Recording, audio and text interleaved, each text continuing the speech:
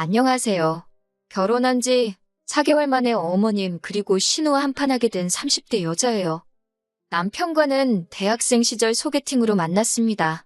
남편 말로는 제가 첫사랑이었다는데 그건 립서비스일 수도 있고 잘 모르겠어요. 저희는 이후로 4년을 사귀다가 헤어졌습니다. 헤어진 이유는 생각보다 단순했어요. 남편이 군대에 다녀오는 것까지 기다렸었는데 저녁 이후로 친구들하고 노는데 빠져서 저한테 소홀해지더라고요. 저는 저대로 바로 취업을 하면서 사회생활을 시작했고 상황이 그렇다 보니 자연스럽게 헤어졌네요. 그러다 다시 만나게 된 건 둘 다 30이 넘어서입니다. 남편은 어느새 건설회사에 다니는 건실한 어른이 되어 있었고 저 역시 공기업으로 이직을 하면서 안정적인 생활을 꾸려나가고 있었지요.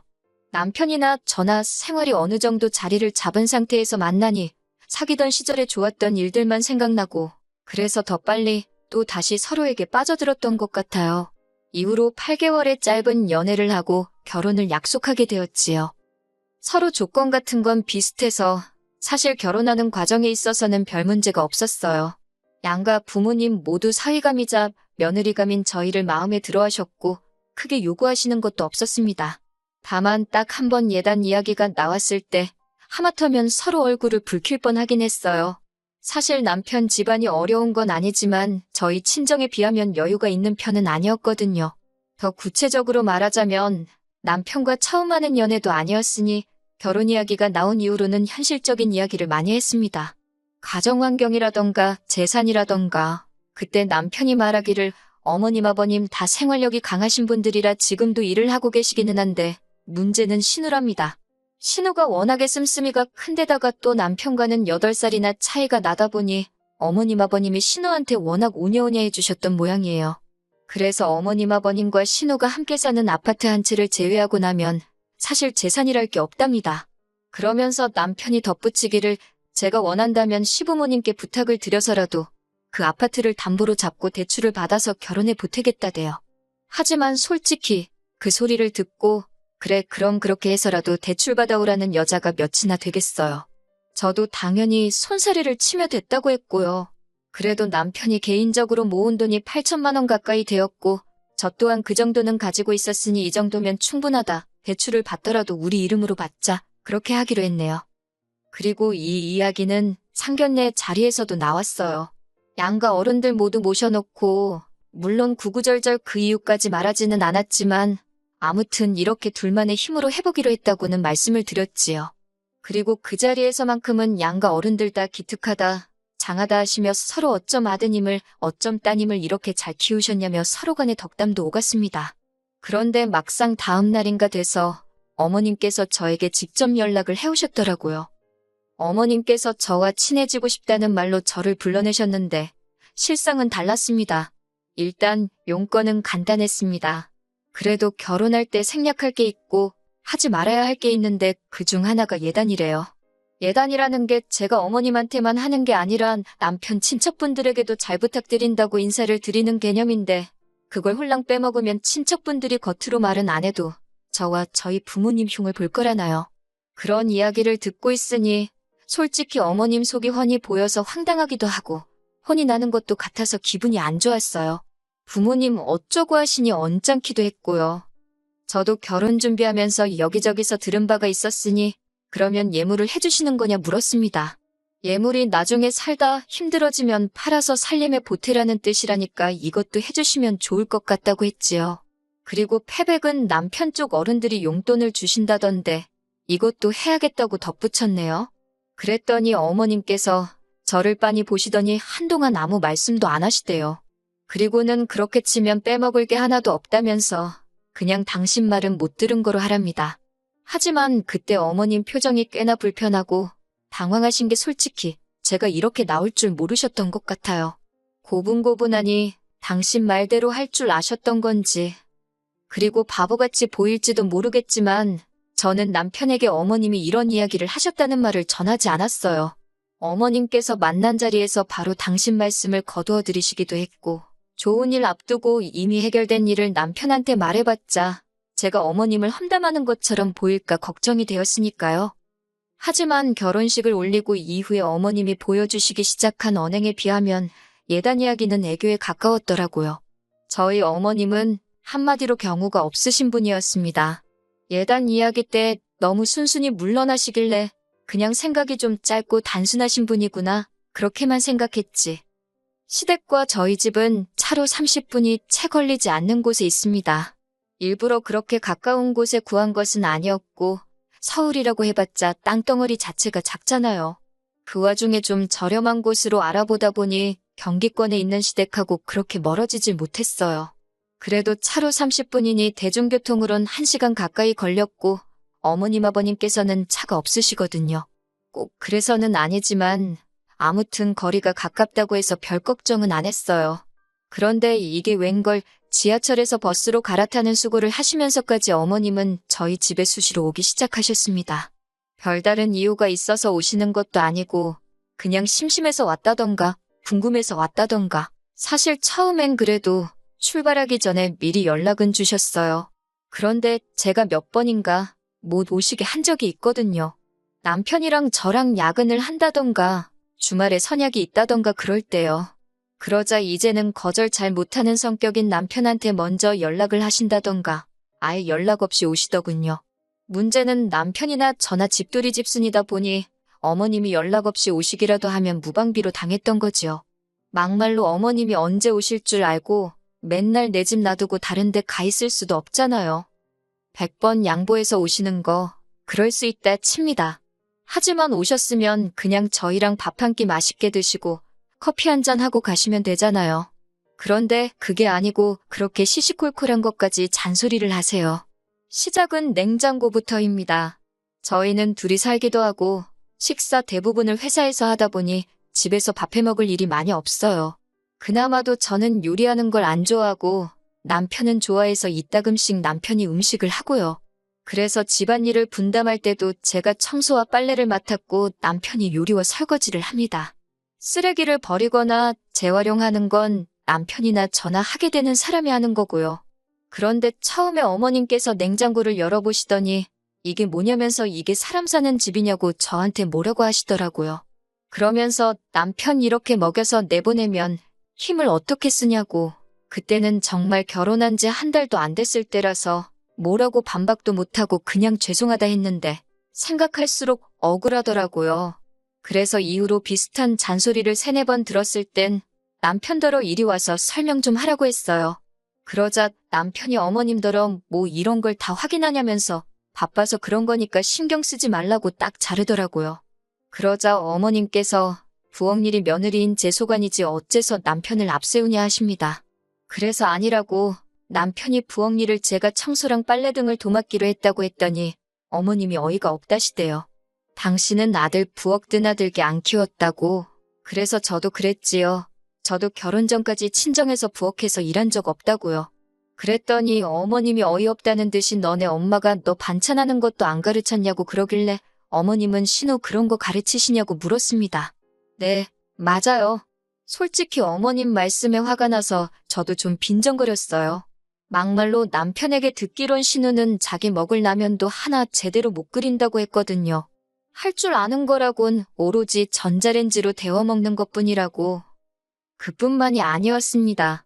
어머님은 어떻게든 제 흠을 잡겠다는 각오라도 하신 건지 창틀까지 손가락으로 문질러 보시더군요. 하지만 어머님의 의도와 달리 먼지 한 톨 나오지 않자 어머님께서는 그건 또 그거대로 못마땅하신지 들릴 듯 말 듯한 목소리로 짜증을 내시대요. 그리고 이런 일은 어머님이 저희 집에 오실 때면 매번 벌어지는 일이었습니다. 그래서 결국 나중에는 한 달에 2번 이상 오시지 말라고 그러면 현관문 안 열어드린다 했지요. 아버님께도 부탁을 드렸더니 아버님은 당신은 전혀 몰랐다면 이 엄마가 제정신이 아닌가 보다고 그러면서 저희 편을 들어주셨어요. 그런데 지난 설이었습니다. 결혼하고 처음 맞는 명절이다 보니 저도 나름대로 날이 많이 섰어요. 제사도 없다고 했는데 갑자기 올해부터 돌아가신 시조부모님과 시외조부모님 제사를 지내신다 하셔서 솔직히 짜증도 났고요. 특히 주변 사람들이 시외조부모님 제사는 제가 지낼 필요가 없다던데 어머님께서는 되려 제가 안 하면 누가 하냐고 제가 뭣도 모른다는 식으로 말씀하시더라고요. 명절 전날부터 시댁에 내려가 만두 빚고 8종류의 전을 하고 그 밖에도 무슨 아버님이 좋아하시는 음식, 신우가 잘 먹는 식혜, 어머님의 진두지휘 아래 거의 저 혼자 별걸 다 만들었어요. 친정에서는 이런 일이 있지도 않고 정말 어쩌다 한 번 이따금씩 만두 정도는 빚곤 했는데 그래도 누구 하나 따로 노는 사람 없이 다 같이 보내는 시간이었거든요. 그런데 시댁에서는 정말 저 혼자 하다시피 했네요. 특히 만두라도 같이 빚겠다는 남편을 어머님이 기어이 밖으로 내보내시는 걸 보고는 정말 스트레스가 올라오더라니까요. 그래도 천명절이었던 만큼 가슴에 참을 인자를 새기며 무사히 고비를 넘겼습니다. 이튿날 아침에는 다 같이 모여 식사를 했지요. 신우는 자기는 딸이니까 제사랑 상관없지 않냐면서 전날부터 코빼기도 보이지도 않더니 아침에도 집에 안 들어왔는지 안 보였고 결국 아니나 다를까 저 혼자 설거지하는 신세가 되었어요. 그런데 그때 어머님께서 갑자기 분주해지시더니 냉장고 정리를 시작하시는 겁니다. 그러면서 설거지거리가 계속해서 나오기 시작하대요. 심지어 몇몇 반찬통은 열기가 무섭게 싱크대에서 설거지를 하고 있던 저도 맡을 만큼 고약한 냄새가 났는데 그래도 기어이 안 상한 거라며 저더러 맛을 보라는 식이셨어요. 당연히 맛은 안 봤고 견디다 못한 제가 큰 소리로 남편을 불렀습니다. 남편더러 와서 이 음식 썩었나 좀 먹어보라고요. 그러자 어머님이 화들짝 놀라시더니 이건 너랑 나랑 먹어보면 아는 걸 뭐하러 당신 아들까지 부르느냐고. 그래서 그러면 어머님이 직접 드셔보시라고 전 안 주셔도 된다고 정색을 하면서 말했어요. 그제서야 어머님이 좀 애매하다 싶은 것도 그냥 버리시더라고요. 설거지는 설거지대로 얼마나 많이 나오던지 결국 또 다시 남편을 불렀습니다. 저희 남편이 알아서는 못하는데 부르고 시키면 그건 또 잘 따라요. 또다시 남편이 불이 나게 부엌으로 오자 어머님께서는 저더러 지 남편 편하게 쉬는 꼴을 못 본다고 기어이 한 소리 하시대요. 그래서 저도 에라 모르겠다 생각하고 어머님도 저 편하게 쉬는 꼴을 못 보시나 보다고 그랬어요. 그제서야 상황 돌아가는 걸 눈치챈 남편이 왜 그러냐면서 제 손에서 고무장갑을 가져갔고 저도 순순히 내주고 거실로 나와 아버님 옆에 앉았습니다. 아버님께서는 이 모든 상황이 당신과는 상관없다 생각하셨는지 계속 킬킬거리며 웃고만 계셨는데 적어도 어머님 편은 안 드시니 기분은 안 나쁘대요. 그런데 그때였습니다. 현관문 열리는 소리와 함께 신호가 들어오더라고요. 꼬락서니가 어디서 술을 얼마나 먹었는지 머리는 다 풀어헤치고 옷차림은 또 얼마나 지저분하던지 그건 그렇고 어쨌든 신우도 눈치가 있을 거 아니에요. 어머님께서 식탁 의자에서 씩씩거리고 계시지 아버님은 뭐 금세 TV로 관심이 옮겨갔고 남편은 설거지하고 있지 저는 저대로 거실에 나와 있지. 신우가 무슨 일 있었냐고 어머님께 묻자 어머님께서는 네 새언니가 아주 말 한마디를 안 진다면서 신우한테다 대고 방금 전까지 있었던 일을 미주알고주알 다 말씀하시더라고요. 그러자 신우가 지 딴에는 어머님 편 들어준다고 한 거겠지만 저한테 다가오더니 자기 좀 보잡니다. 어이가 없어서 할 말 있으면 여기서 하라니까 시댁에 왔으면 며느리가 일을 하는 게 당연하지 놀 거면 뭐하러 오냐고 그래요. 그러면서 오빠가 설거지하고 있으니까 언니는 저기 화장실 가서 변기 좀 닦으랍니다. 어이가 없어서 신우를 빤히 쳐다보니까 아니 시부모님 쓰시는 변기도 못 닦겠다 이거냐며 괜히 지가 목소리를 높이더라고요. 사실 어제 시댁에 도착하자마자 화장실에 갔다가 저 기절하는 줄 알았어요. 아버님이 변기를 안 올리고 소변을 보시는 건지 앉으면 엉덩이 닿는 데 있잖아요. 거기에 샛노랗게 오줌방울 자국이 막 있더라고요. 진짜 비위가 상했는데 저도 써야 하니 어쩌겠어요.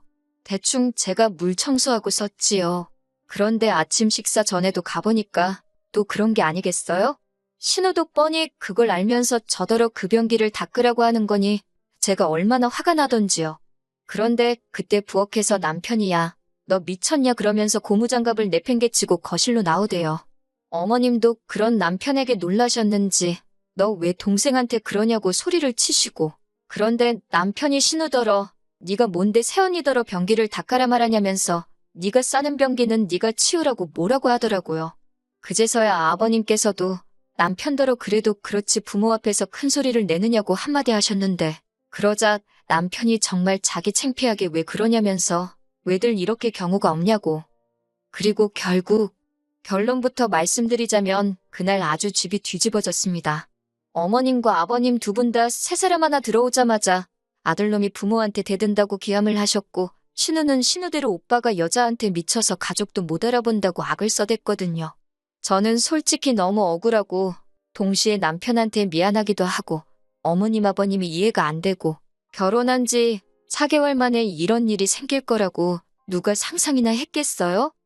결국 저희는 난장판이 된 시댁을 뒤로하고 친정으로 향했습니다.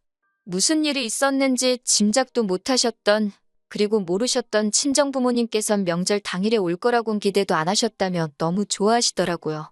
친정아버지께서 소고기 사주신다고 나가자 하셔서 그 길로 바로 고깃집 가서 배 터지게 먹었고, 이후로 친정부모님과 함께 윷놀이하며 시간을 보냈어요. 남편이 속이 많이 상했을 텐데 하나도 티내지 않고 친정부모님한테 살갑게 굴면서 시간을 보내더라고요. 그 모습을 보고 있으니 내가 시댁에서 좀 참을 걸 그랬나 싶고, 그래서 그날 밤 자려고 누워서 남편에게 미안하다 했어요. 내가 너무 유난을 떨었나 보다고 그냥 좀 참고 어머님 기분에 맞춰드릴 걸. 그러자 남편이 대번에 하는 말이 그건 아니랍니다.